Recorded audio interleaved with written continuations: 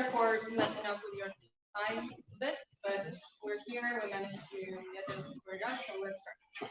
My name is Olga. I'm the founder of the Northfront company, and I'm also and today we're going to talk about privacy things. Yeah. And one of the notions that I would start with is the notion that actually privacy is a very important stuff, and it's a very serious topic, and many people actually underestimate the seriousness of issues related to privacy. So I'll try to be fast, but very serious. So before we move forward, I want to make a disclaimer that you might get triggered with some things I might say or show, but still we take it very professionally, very serious, and please try to hold tight and not to lash out at me. So, when Bitcoin appeared and other cryptocurrencies appeared, we kind of understood at some moment that we probably have it all, right? If you want to transact, you have Bitcoin. Freely, openly, fast-ish.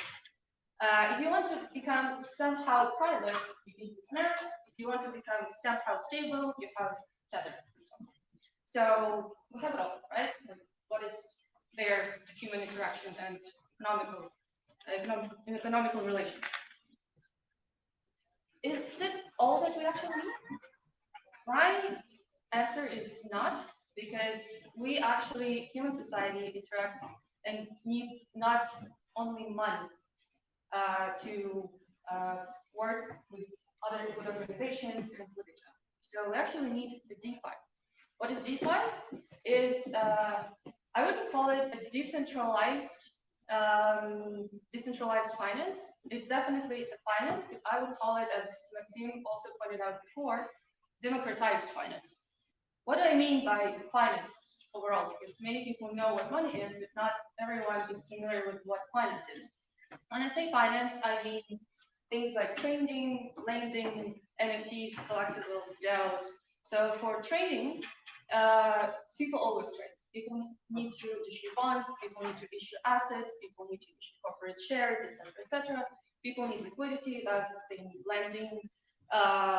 There are royalties for NFT creators and artists, which are also there, that have been there for many centuries already. So there's real valuable use case for NFTs. And of course, DAOs, which was already mentioned many times before today. There was an attempt to build the DeFi in many different ways, and as we can see, it actually started in a very hardcore manner. Like, we need to be self-sovereign, we need to have, like, store our own data, not to trust anyone. Like, I have my fears, I trust them, they will not screw me up, etc., etc. But in reality, we reached a very different situation.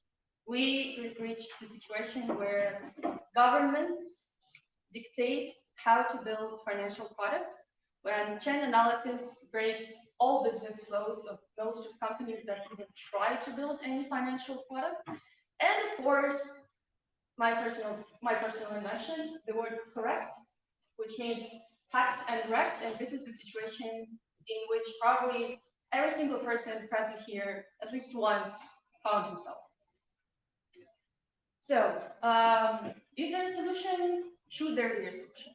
I think there should be a solution, but we need to identify what parameters this solution should have. My take on this is that we need a smart contract system, which should be private but verifiable, which should be resistant to censorship but still open for opting in. It should be scalable, but without bloating any related chains, tools, and whatnot. And of course, it should be fast, but it still should be able to process in a fast way huge masses of information. And there is a solution for that, and we built it. Sorry for this. We're taking it very seriously. Sorry. The solution is called RGB. RGB is the solution that is the smart contract system based on Bitcoin.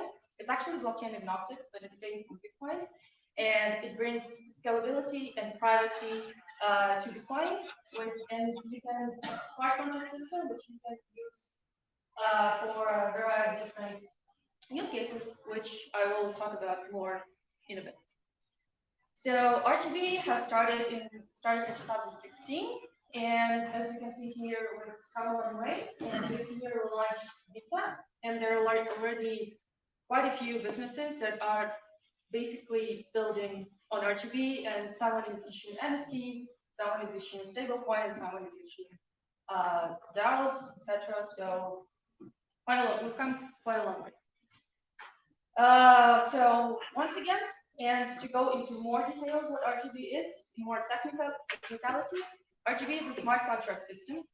Very probably important to differentiate here smart contract systems from token protocols, because within Bitcoin ecosystem, there's a huge mess up between these two notions. So we define A, RGB is a smart contract system, not a token protocol. B, we define smart contract as the way to enforce the fulfillment of a certain agreement between parties, not necessarily humans actually, without an external centralized agency. Military, thugs, governments, parents, etc. Or parents and government, I guess. So at the moment, it's the tech that works over like the network already. There are different attempts to go in the same direction and work with Lightning Network. RGB is already doing that. As I mentioned, it's blockchain agnostic and it doesn't have any native token. And finally, it's extremely private due to a few things. First of them is RGB being a DApp, not a network, not a blockchain. There are no blocks, there's no chain. And RGB leverages, and it's private and scalable because it leverages these paradigms. The first one is client-side validation, which means that all the data on these contracts, whether it's shares, assets, governance, tokens, or agreements between parties, you store it on the client side. You don't put it into layer 1 to whatever. It uses the concept of single-use tools, which is the mechanism to prevent double spending. It leverages cryptographic commitments, and it has strict encoding. If you want more details, I will put the PDF to the chat, and you can also visit these links and to learn more. So if we go even deeper into the technical details of RGB, we have our own virtual machine, which is register-based. And here, I will not read through all the slides. You can take a picture of it if you want to. It's very different from existing solutions like Plasma, EVM, Bitcoin Certificate. So we're trying to play and to basically improve both the Bitcoin world and the Ethereum world. We're learning from both and combining it into the solution RGB, which basically can benefit both of them. So if you want to learn more about RGB, you can visit these links and these resources. There we have more information about how private RGB is, how the Turing completeness is reached, which zero knowledge primitives we're using, and so on.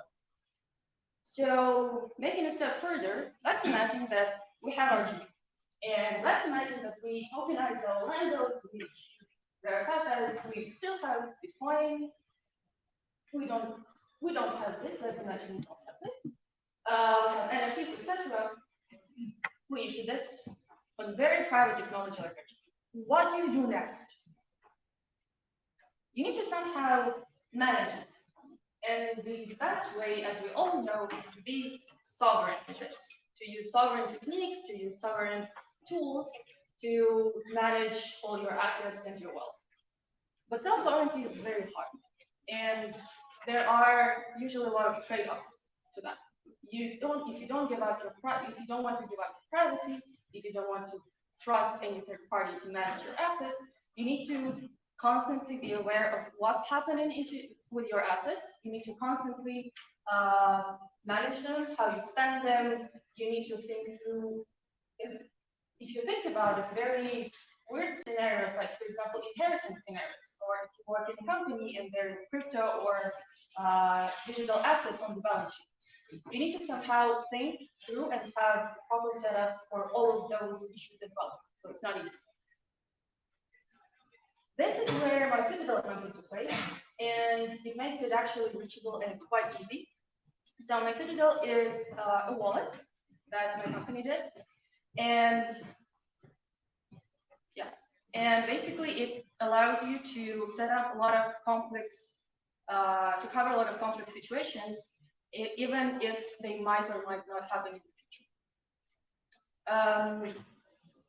Thinking again about how it would be better to store your assets and your wealth.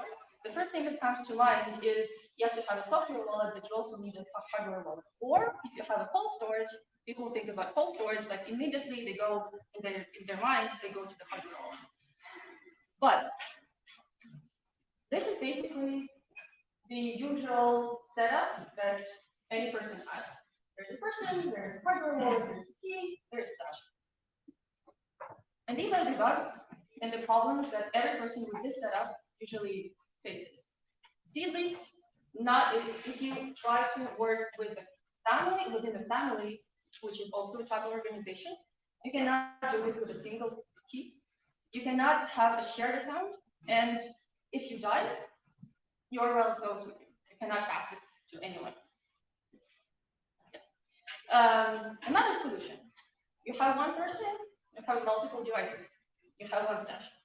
What could go wrong? Or like this. You have different people, each of them has one key, and that can enter the stash vault. But there again, we have a problem, the same problem of seed leak, which is probably one of the most common ones.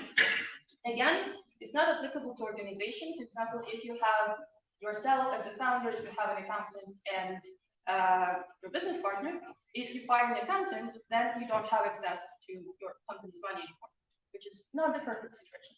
And again, no inheritance plan can be covered with this setup. What you can do, and what we think can be one of the best use cases that MyCitadel covers, is to have many different people set up a multi-sig, which would be dynamic in time. So basically, this is what we call dynamic time lock contract. And then you can, in different scenarios, you can still access this dash that you have. For example, you have a multi-sig of between 3 people and 6 keys, 2 each. And you set up, in MyCitadel, you set up 3 or 4 multi-sigs that will be executed like that at any given moment in time. It can be like this. It can be done with one person puts 2 signatures and the other person puts 1. It can be like this, where every participant should put at least one signature into the multi-sig in order to open the vault. So you can also put this as a setting in MyCitadel wallet while you set up the multi-sig. Let's think about this scenario.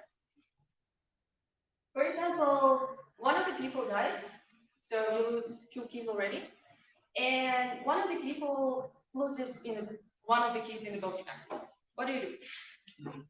Or even like that, what do you do? Do you have anything? If you have a 3 or 6 multi-sig, in this situation, you're already screwed because you do not have access to your money anymore. But you were smart enough, and you had MyCitadel. This is why, on top of the 3 or 6 multi-sig, at any given moment in time, you put another condition of standing and access. You put that 2 or 6 multi-sig will be able to open the vault and to give us access to the money in 2 years. So you're good to go. Or, for example, another person dies. So you're all alone with 1 key. What do? You think that you would be screwed up, but you are not, because you are smart enough and MyCitadel is already there. And you put as a condition, as a standing condition, that any single key within 3 years would be able to access the money and actually do something with it. Yes, if this situation happens like the next year that you set up the multi-sig, you will need to take some time, 2 years, to access the stash, but at least you didn't lose it, which is probably the best thing that can happen and the best insurance that you can have. And finally, you can be even more smart. You can, in the multisig, as a condition, you can put a totally different person as a condition of spending. For example, you have a lawyer, you understand that you don't trust your business partner, or you want to fire your accountant, or they both die. And the lawyer plus your key can open the access to the money or to shares, for example, in 3 years. So all of this is basically made possible with MyCitadel, and all of this can be used for Bitcoin and for RGB issued assets. And with this, the inheritance plans can happen. The DAO's infrastructure, like financial infrastructure, would be much easier to run, and it would be much easier to cooperate on the money stash for corporations and for families, because you don't want your 5-year-old to have access to all of the wealth of all of your Bitcoins, for example, or your company's shares. So MyCitadel covers all this. There are still problems that many people in Bitcoin know. For example, there was when Taproot came into play, everyone was so happy because they thought that Taproot solves all the problems that I mentioned about. Actually, Taproot doesn't solve them because hardware wallets do not support Taproot scripting. Then there was another attempt. Yes, but we can already do it without MyCitadel, instead with administrator. But no, we cannot do that because in the setups that I described, one key can be used in multiple scenarios, administered actually technologically from his side. So you cannot do that. And the last but not least, there was the idea that we can just use SegWit, multiple devices per user, and we're good to go. That is good in theory, but very bad in practice, because you can imagine yourself sitting on a pile of hardware wallets. You don't remember which wallet comes to which particular multisig, and basically you spend the rest of your life figuring out and playing it as a puzzle. Very good theory, not working in practice. And it's quite expensive because you actually need to buy all the hardware. With MyCitadel, you actually can't do that. And you can't do that without hardware wallets supporting Taproot. And with MyCitadel, you can use account-based keys for various spending conditions. So, as I said before, although self-sovereignty is very hard, MyCitadel actually makes it much more reachable than it used to be. So this is the first screen of the desktop application of MyCitadel. You can go to the website, mycitadel.io. You can download it and play with it. This is the example of a screen of how exactly you can set up the multisig. You can see the calendar, you can see the amount of signatures that you have, etc., etc. I encourage you to come to the website to download the packages and to play around with that. Try to break it. After the packages, we have the Windows installer, we have the Flatpak, VPN, so it's all there, it should work. Let us know if something doesn't. And one more thing. In the next version of MyCitadel release, we will add the possibility, because RGB underwent a bit, a tiny amount of very crucial changes in its product level. We're currently updating MyCitadel to support RGB of the latest system, but we also will add Noster integration to the MyCitadel, which will have multisig set up, the signing transactions between multiple signers, which is now there on Noster, and so on. Also, we will be adding the export for accounting software, because, for example, one of the hugest pains in the ass for a company that has digital assets on their balance sheet is how do you make accounting out of that? Because there are so many variables that you need to somehow put together. So we will add basically one export, and your accounting will be just done like that. And we're partnering up with model. The commander is somewhere here. And basically, you'll be able to run your own nodes and assemble your own home server, which will have Bitcoin, RGB, Lightning, Noster, all at home or in your cloud, for example. So you will have that possibility as well. And I'm proud to say that NIM company is already using our solution. It's already using our solution meanwhile. We were very scared and thrilled to see it actually working for other companies, especially because it's a big company with many various roles and different access, different levels of access to staff. So thank you very much for believing in us. So if they can do it, you can do it. Thank you.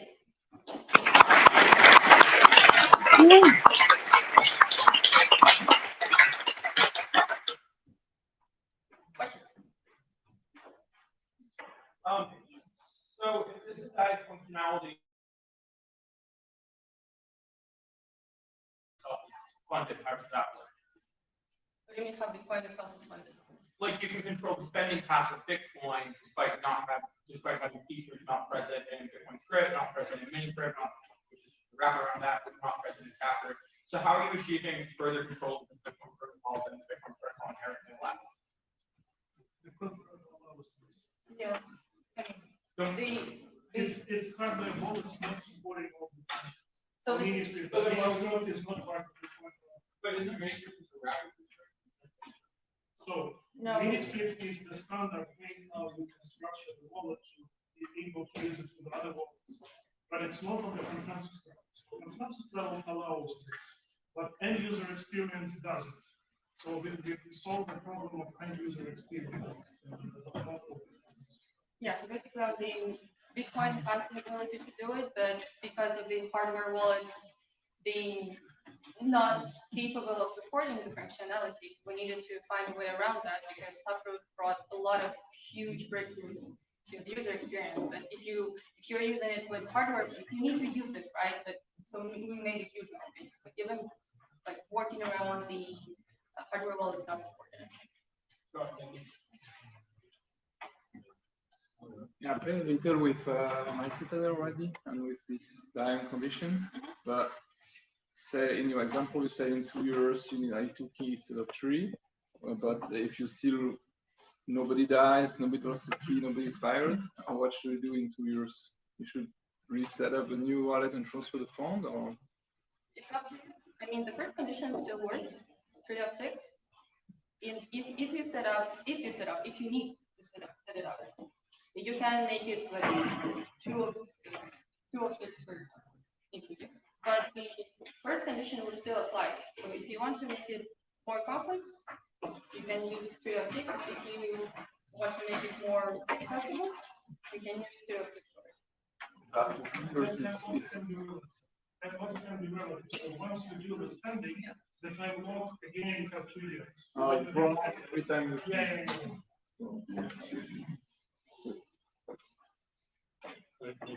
Stupid question, but if you have this kind like with let's say 3 people and you have a bad actor and it's about a huge amount of money, then the bad actor has motivation to eliminate the others and wait for 2 years to get money. Are we talking about hitman situations or? I mean, if it is about a huge amount of money and you have 3 signatures and one of them is bad person, has motivation to eliminate the other 2, wait for 2 years and get the whole money. So the system is incentivizing this kind of situation when you have a huge amount of money. But again, you can set up, for example, different access levels. For example, if I don't know you and I don't know you, sorry. So I don't trust any of you guys. If I forced for some reason to have a multi-sig set up, I put as a condition that like 3 of 6 signatures are required to enter and transact with the stash, but I write down there that one person, like I need to sign, like one signature should be from your side, one signature from your side, and one signature from me. The next time, for example, I can put the notary into play or lawyer. So basically, it's very dynamic. You can think about situations like that, and unless person eliminates physically everyone that has access to the stuff, it's impossible to do.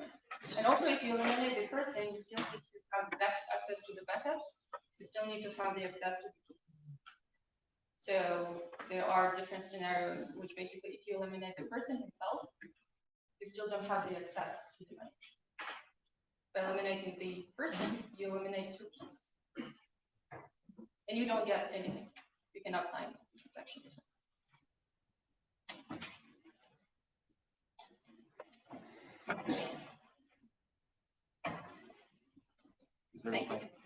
Is there a typo in your Twitter handle?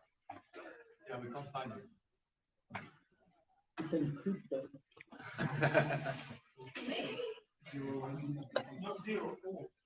Oh, that's a 0 at the beginning? No, With both, we can't No? find it. It's OLUKOLOVA. yes. It's not. You don't exist. Write my name, don't be lazy. Okay, all right. I'll do that.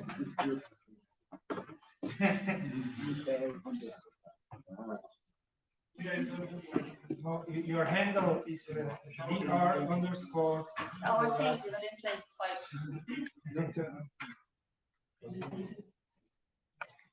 At least now I know that people actually look at me.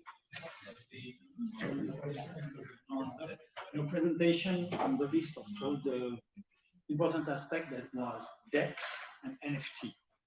And after in comparison of other script and solution, there was not counterparty. So for me, it would be please the next presentation when you compare your solution to other. I didn't compare RGB to other solutions. I compared the virtual machines. That's different. Okay, but for me, it would be good to compare add counterparty because they had NFT. First thing, Yeah. there's like, we compare RGB to Liquid, to Steps, to Ethereum, to Counterparty, to Omni, to OmniVolt, and like, how many others. It's good to know. It's just, a lot of people present here, they know a lot about RGB already, so I didn't spend more time into this. But if you're interested, find me somewhere on Telegram, on Twitter,